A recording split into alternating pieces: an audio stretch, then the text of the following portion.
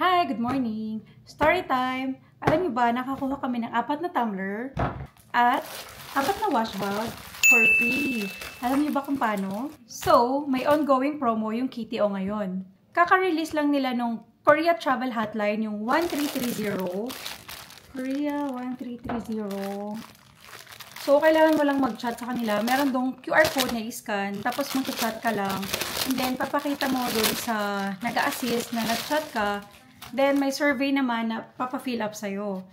Once matapos mo yung survey, bibigyan ka nila nitong wash bag. Meron siyang Korea Travel Hotline, yung 1330. And then, yung tourism logo nila na Imagine Your Korea. O, diba? Ang nakalagay doon is T-Money or wash bag. Pero wala daw silang available na T-Money. So, ito lang lahat yung pinapamigay nila. And then, itong tumbler naman, pag nag-apply kayo ng Simplified Visa application, pwede kayong makakuha nito. Meron din dong QR code na i-scan and then may survey na kailangan mong sagutan.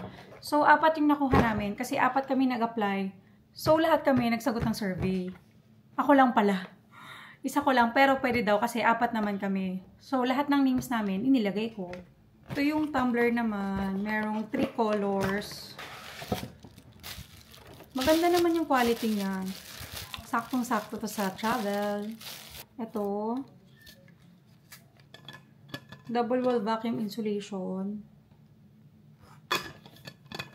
3 colors. Merong green, blue, and then pink. So, 4 kaming nakakuha nito.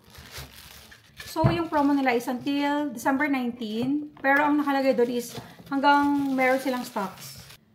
So, if you're planning for a winter trip sa Korea, hapon, November 11, December 3 na yung release ng visa.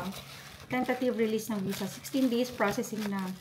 So, plan your visa application well para hindi kayo ma-hassle pag-aantay sa pag-release ng visa. Gagawa ko ng video sa visa application namin. So, stay tuned. Bye! Follow for more!